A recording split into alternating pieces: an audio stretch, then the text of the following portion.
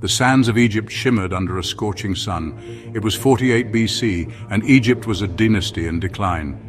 Pharaoh Ptolemy XIII and Cleopatra were locked in a bitter struggle for the throne. Their feud tore the nation apart. The Nile mirrored the turmoil gripping the land.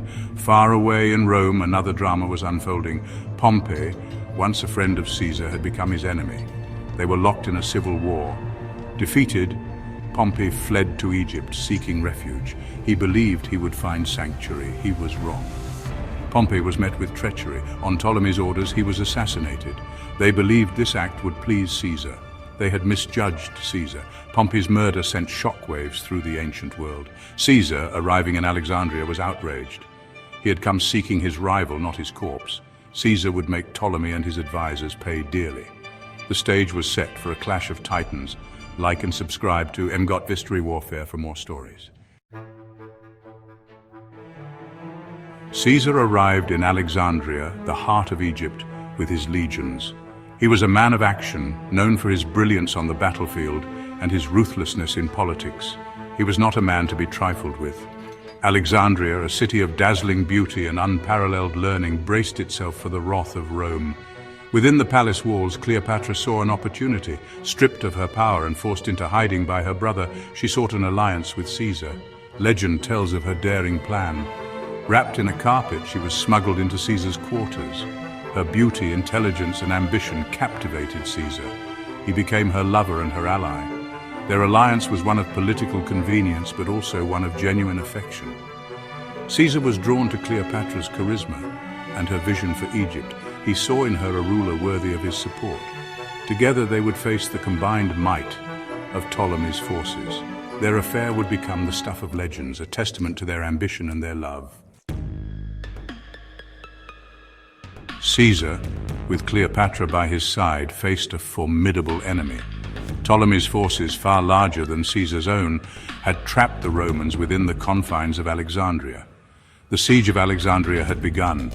The streets of the city, once bustling with merchants and scholars, were now battlegrounds. The siege dragged on, a brutal test of wills between two powerful forces. Caesar's legions, though outnumbered, were disciplined and expertly led. They fought with the ferocity and determination that had made Rome a dominant power. But the Egyptians, fighting for their homeland and their king, were equally determined. During the siege, tragedy struck.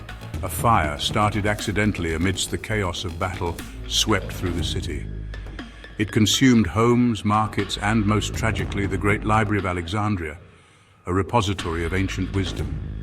The loss of countless scrolls and manuscripts was a blow to the intellectual heritage of the world.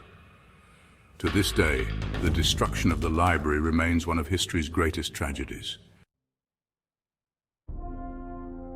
Section 4, the Nile runs red.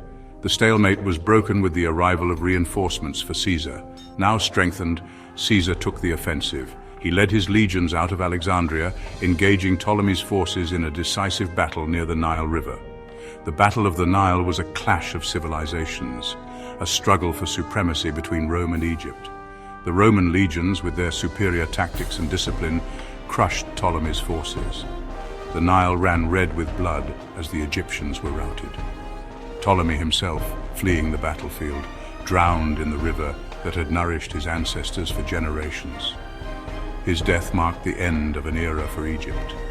Caesar emerged victorious, his reputation as a brilliant military commander further enhanced. He entered Alexandria in triumph, hailed as a liberator by the people. With Ptolemy gone, Caesar installed Cleopatra as the sole ruler of Egypt.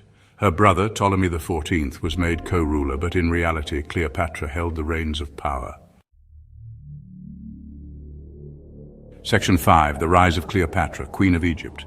With Caesar's support, Cleopatra's reign began.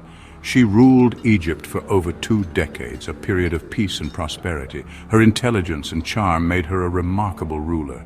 She was a patron of the arts and sciences, reviving Alexandria as a center of learning. Cleopatra bore Caesar a son, Caesarion, symbolizing their ambition. She hoped her son would unite Egypt and Rome, but fate had other plans. Caesar's assassination shattered Cleopatra's dreams. Rome descended into chaos, and Cleopatra was embroiled in power struggles. She allied with Mark Antony, hoping to revive their dreams. Their love affair ended in tragedy. Defeated by Octavian, Antony and Cleopatra fled to Egypt.